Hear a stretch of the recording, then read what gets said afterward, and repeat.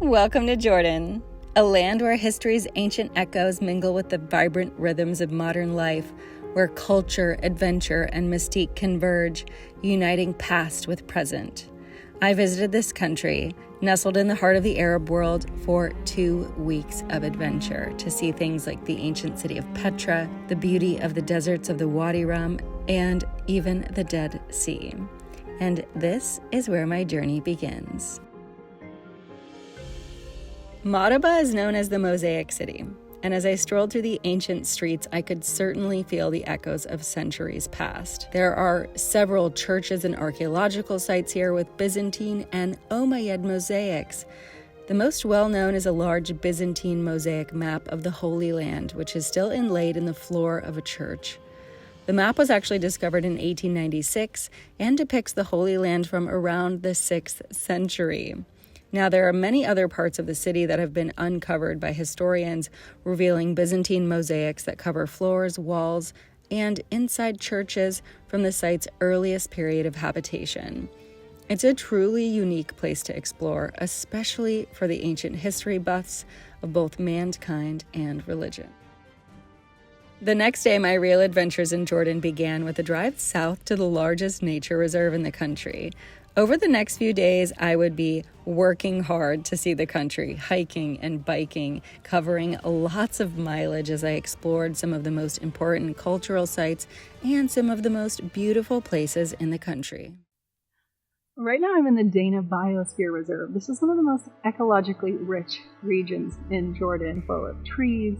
Sometimes you can see ibex and lots of other animals as well.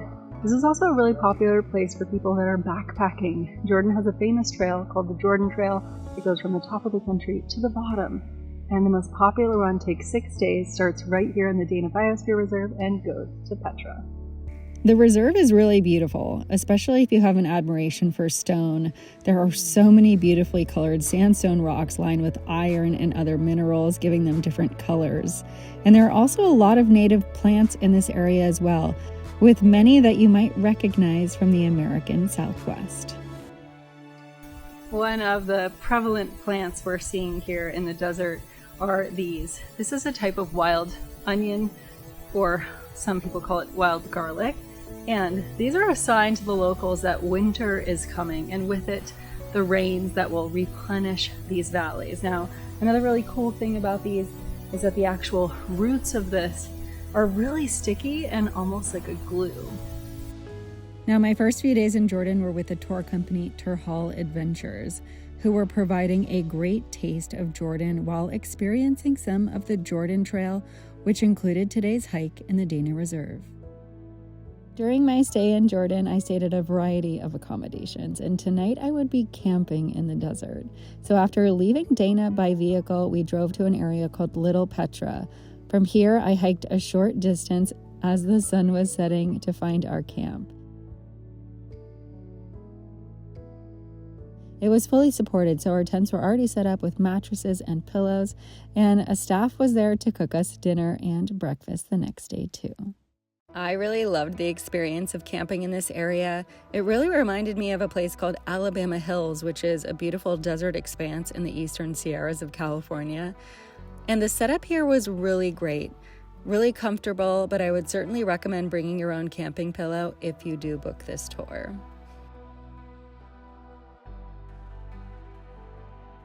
Good morning, everybody. It's my first day waking up in the desert today. And today I'm going to be hiking to Petra, one of the 7 wonders of the world. And we're going to be going via the Backdoor Trail. The Backdoor Trail is the lesser traveled entrance into the ancient city of Petra. And from the area of Little Petra, it traverses the canyon walls up a series of stairs and ridges for several kilometers. Along the way, I passed some expansive views of the desert valleys beyond, and soon enough started to see ancient tombs and cisterns from the centuries past. And nothing could quite prepare me for when I rounded a bend to see one of the most monolithic structures carved into the sandstone that I had ever seen.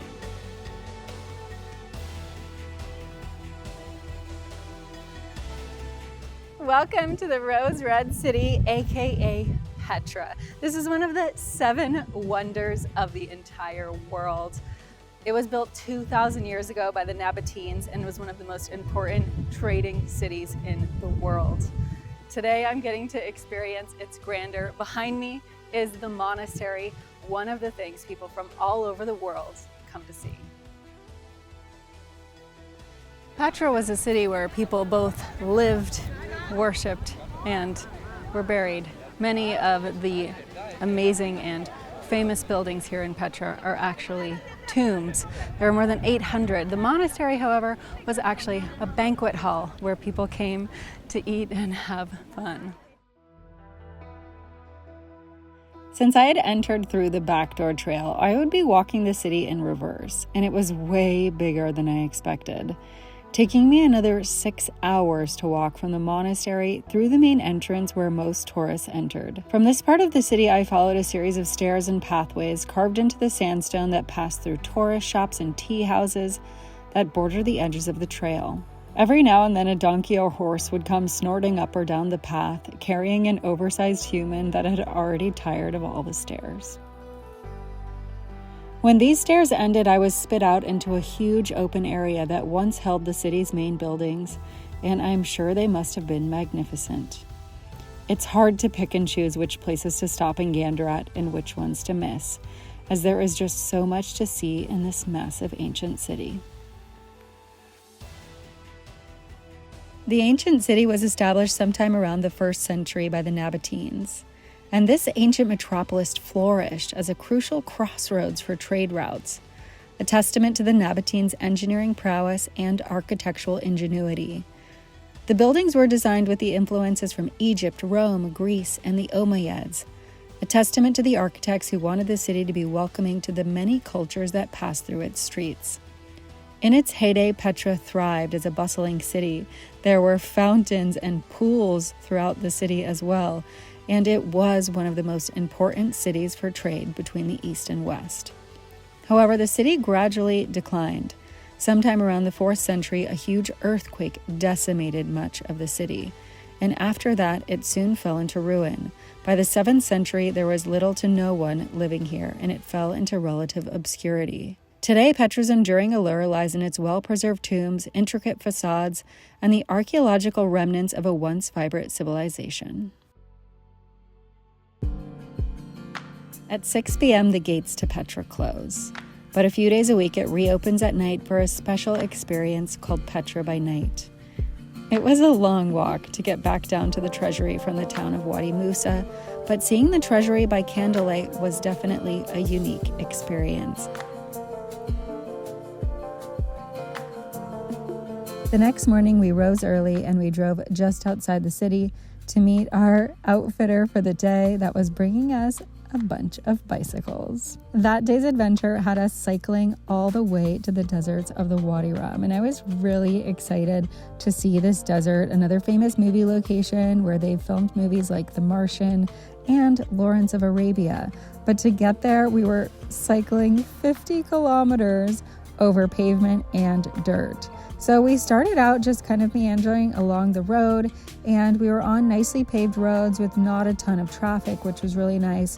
But that didn't last long because then we hit the dirt roads, and this was sand and ruts and washes. So it was tough going, especially for a group of non-serious cyclists. But we had a really great time. We saw camels roaming free. We went through a few villages. We stopped for tea and cookies at a Bedouin camp as well.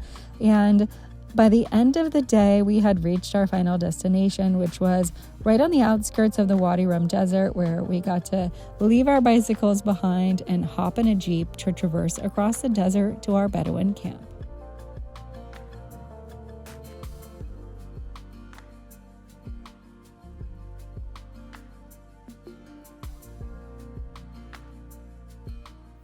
Vast, echoing, and godlike.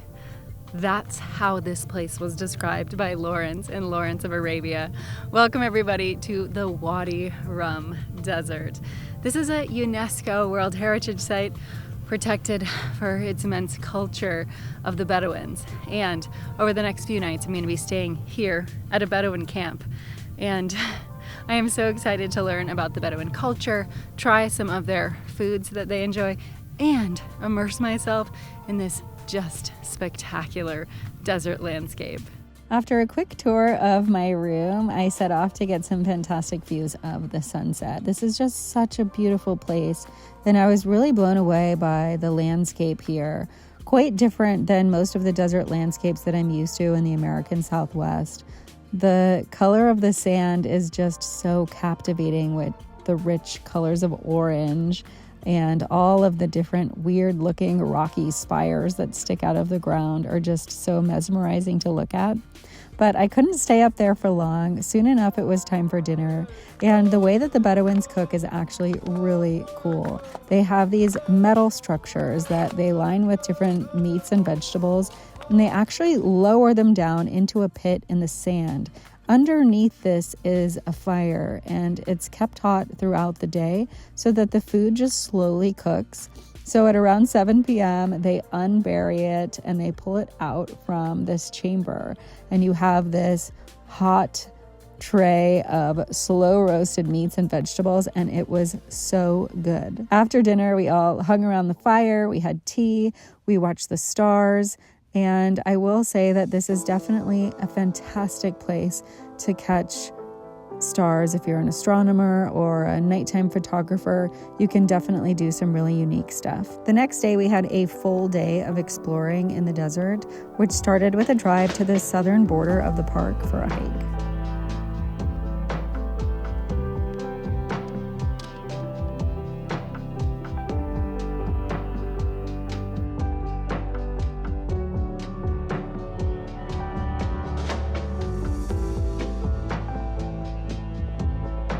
Our Bedouin guide Salam was also our tour guide for the hike, and his family has been hiking in this region for generations, so he was sharing his knowledge with us as well, like how to track snakes, how to tell which are poisonous and which aren't, just from looking at the way their body moves across the sand. And this is without even ever seeing the snake. It's just looking at the track it made across the sand. He also pointed out some really unique features as we went on the hike, like an old stone pile that was actually used as a tiger trap about 300 years ago when tigers roamed this area. But we made our way higher and higher, and we actually got to this high point where we could see right into the country of Saudi Arabia.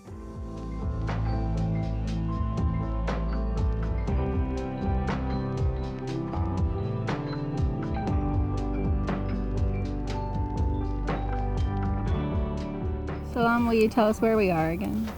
Yeah, we are in Wadi Rum area. We are South Jordan. We are now in Hash Mountain, you call. We are on the top of the mountain. This is the highest mountain in Jordan.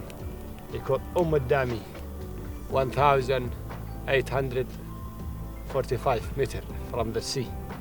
And behind this mountain, this will be the Saudi Arabia. You see the far mountain there, the dark, this is already in Saudi Arabia border.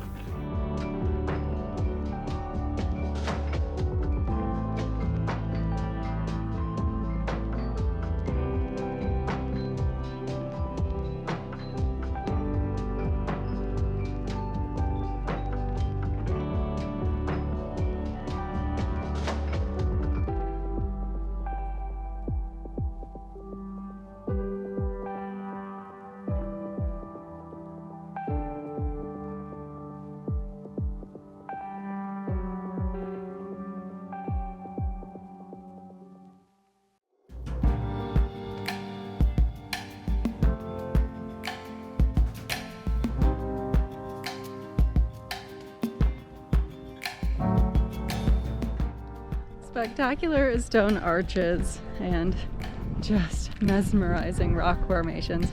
This place reminds me so much of the American Southwest. And there's even some slot canyons here, which are called Seeks, and I'm about to check one out.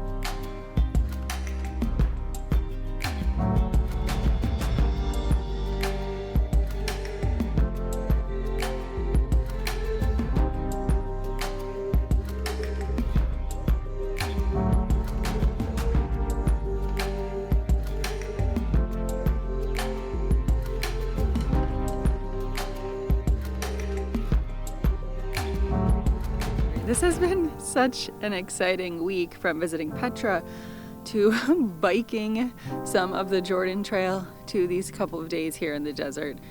Just spectacular landscapes that I really did not know would mesmerize me this much.